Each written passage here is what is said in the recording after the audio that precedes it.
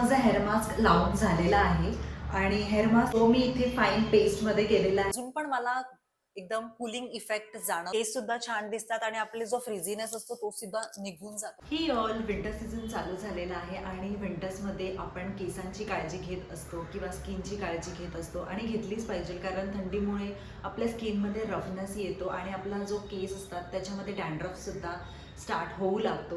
तर मी काय काय यूज करते, काय काय DIY करणार आहे ते सुद्धा मी तुमच्यासोबत आज शेअर करणार आहे.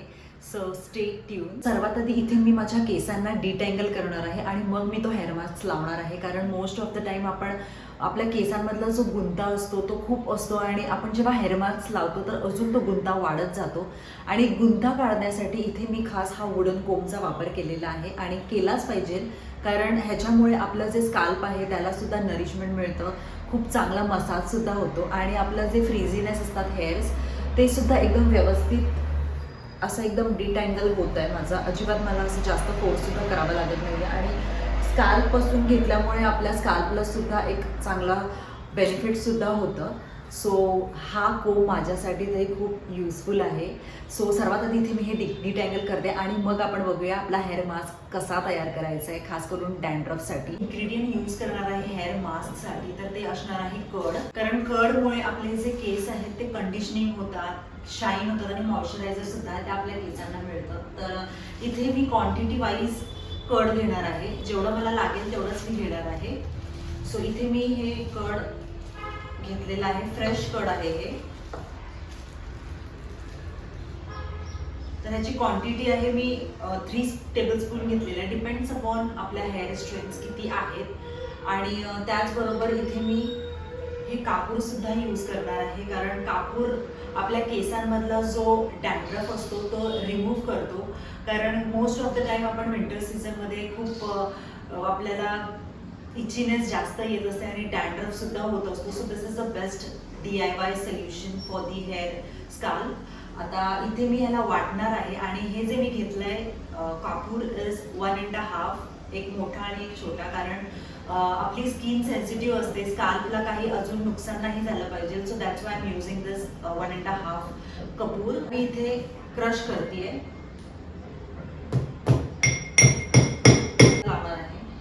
हे ऑइल मी का घेतेय ह्या कापूरला मिक्स करण्यासाठी, कारण आपले जे स्काल्प असतात त्याला व्यवस्थित लागलं पाहिजे हे कपूर, म्हणून मी ऑइलचा वापर केलेला आहे. आणि ऑइल, कपूर आणि दही हे तिन्ही मी मिक्स करून मग अप्लाय करणार आहे हेअर मास्क असा. अँड तुम्हाला मी दाखवते की कसं करणार आहे तो. आता इथे मी सेंटरपासून अप्लाय करतेय आणि जे कपूर आहे ते व्यवस्थित लागलं पाहिजे स्काल्पमध्ये. सो ह्याला इथे मी जे केस आहेत ड्राय केसांवरतीच हेअर मास्क अप्लाय करतेय. ऑइली आपण आधी ऑइलिंग करून आणि मग हेअर मास्क अप्लाय करू शकतो, डिपेंड्स अपॉन की कसं हवं आहे. आणि ऑलरेडी ऑइल ह्याच्यामध्ये टाकलं होतं त्याच्यामुळे मी ऑइलिंग नाही केलं, मी फक्त ड्राय हेअरवरती हेअर मास्क अप्लाय करते. आणि हेअर मास्क लावल्यावरती कमीत कमी 30 मिनिट्स आपल्याला ठेवायचं आहे केसांवरती हा हेअर मास्क आणि मग वॉश करायचं आहे. माझा हेअर मास्क लावून झालेला आहे आणि हेअर मास्क लावल्यावरती आपण हेअर कॅप लावू शकतो, पण इथे माझ्याकडे आता सध्या नाही आहे, कारण हेअर कॅप लावल्यामुळे आपलं जे केस आहेत ज्यांना जो मास्क लावलेला असतो तो व्यवस्थित ऑब्झॉर्ब होतो आणि नंतर धुतल्यावरती सुद्धा खूप छान दिसून येतो. बट आता इथे मी असंच ठेवणार आहे फॉर 30 मिनिट्स. आणि त्याचबरोबर आता इथे मी बॉडी स्क्रब कसा करायचा आहे ते मी तुमच्यासोबत शेअर करणार. तर बॉडी स्क्रबसाठी इथे मी मसूरच्या डाळचा वापर करणार आहे, कारण आपल्या स्किनला एक्सफोलिएट करतं, डेड सेल स्किन असते ती रिमूव्ह होते आणि खूप फायदा आहे हा मसूरच्या डाळचा स्क्रबचा. आणि त्याच्यामध्ये मी काय काय ॲड करणार आहे ते सुद्धा मी दाखवते. बट फर्स्ट ऑफ ऑल मी ह्याला क्रश करणार आहे फाईन पेस्टमध्ये, मिक्सरमध्ये. तो मी इथे फाईन पेस्टमध्ये केलेला आहे मसूरच्या डाळीला. आता ह्याच्यामध्ये मी काय काय ॲड केलं आहे तर ऑइल केलेलं आहे ॲड आणि रोज वॉटर ॲड केलेलं आहे. कुठलंही प्लेन वॉटर ॲड करू शकतो. अँड फॉर ऑप्शनल ह्याच्यामध्ये कर्ड ॲड करू शकतो, मध ॲड करू शकतो. तर आता मी इथे अप्लाय करते हँड्सला, लेग्सला आणि फेसला, कारण मोस्ट ऑफ द टाईम आपण उन्हामध्ये जेव्हा फिरत असतो, टॅनिंग होत असतो, तर स्क्रबिंग पण तितकंच महत्त्वाचं असतं. तर इथे मी हे DIY स्क्रब तयार केलेलं आहे. So now let's apply.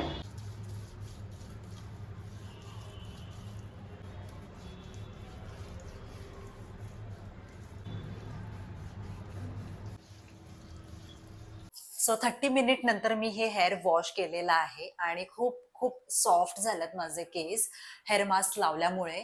आणि मला असं वाटतं की आपण प्लेन वॉटरने वॉश केलं पाहिजे केसांना आफ्टर हेअर मास्क, कारण तो बेनिफिट भेटला पाहिजे.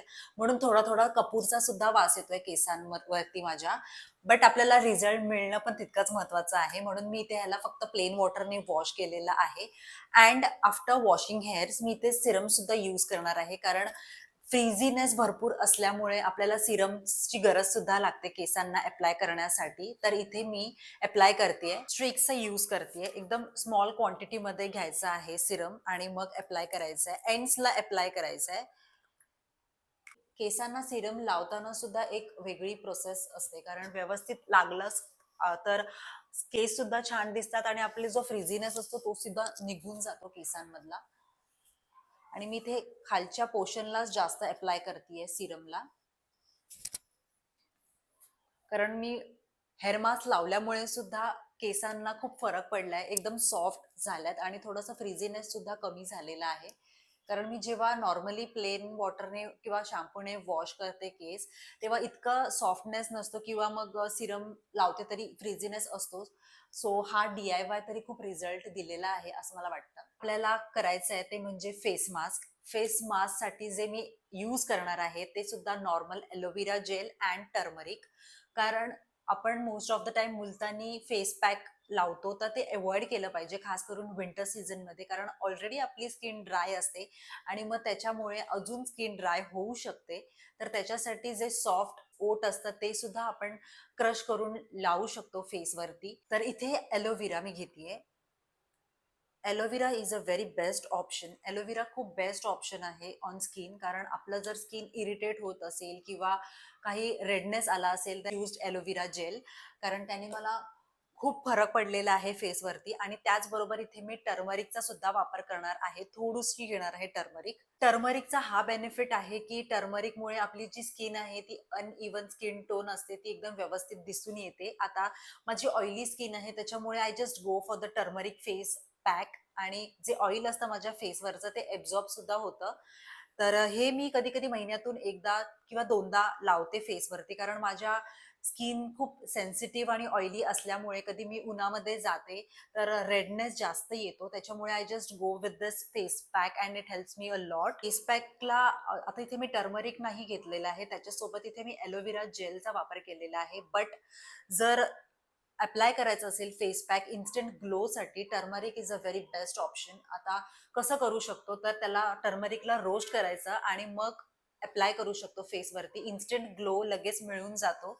अँड मी हे अप्लाय केलेलं आहे बहुतेकदा, तर मला खूप चांगला रिझल्ट मिळालेला आहे. फक्त इन्स्टंट ग्लो मिळतो. आपण कधी कुठे फिरायला जाऊ वगैरे तर that's best option, roast turmeric face pack. Oats powder असते ते सुद्धा आपण फेस पॅक म्हणून लावू शकतो आणि आपली स्किन आहे ती सुद्धा एकदम सॉफ्ट सॉफ्ट होते. So finally the face pack मी लावलेला आहे. आता हा मी 15 मिनिट्स ठेवणार आहे आणि मग वॉश करणार आहे. So let's see the result. After 15 minutes मी इथे ह्याला पोचतीये. एकदम जेव्हा पण मी हे फेस पॅक अप्लाय करते एलोवेरा अँड टर्मरिक, मला इतकं कूलिंग इफेक्ट मिळतं फेसला, आय जस्ट लव्ड इट. आणि 15 मिनिट्स मध्ये सुद्धा बघू शकता की शाईन थोडीशी आहे चेहऱ्यावरती. टर्मरिकमुळे आपला जो फेस आहे तो येल्लो येल्लो दिसू शकतो. तर इथे मी हे वेट वाईपचा वापर केलेला आहे आफ्टर वॉशिंग माय फेस, कारण जेवढं येल्लो येल्लोनेस जे आहे ते निघून जातं वेट वाईप्सने, कारण आपण टॉवल्स यूज करतो आणि द टॉवल पण खराब होऊ शकतो. So this is a best option I choose. अजून पण मला एकदम कुलिंग इफेक्ट जाणवतोय, कारण मी एलोवेरा जेल यूज केलं होतं. तर त्याच्यामध्ये आपण टर्मरिक रोस्ट ऍड करून सुद्धा यूज करू शकतो, कारण त्याचा बेनिफिट हा आहे की आपलं जे फेस आहे ते येल्लो येल्लो दिसणार नाही. नेक्स्ट जे आहे ते आहे लिप केअर. आता थंडीमध्ये आपले जे होठ असतात ते फुटतात, आपण व्हॅसलिनचा सुद्धा वापर करत असतो, तर त्यासोबत लिप स्क्रबिंग सुद्धा केलं पाहिजे.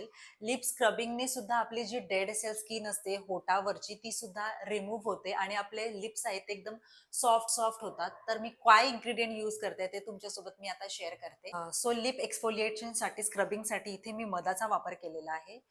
1 tablespoon is enough for the lips. आणि त्याचबरोबर इथे मी सॉल्ट घेणार आहे, कारण माझ्याकडे रॉक सॉल्ट अवेलेबल नव्हतं, तर त्याच्यासाठी इथे मी सॉल्ट नॉर्मल सॉल्ट आहे.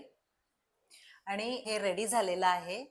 अँड आपण सॉल्टच्या ऐवजी शुगर पण घेऊ शकतो, कारण शुगरने सुद्धा एक्सफोलिएट चांगलं होतं आपले लिप. नॉर्मल हँड्सने, एकदम सॉफ्ट हँड्सने लिप्सला स्क्रब करायचं आहे, जास्त हार्शने पण नाही करायचंय.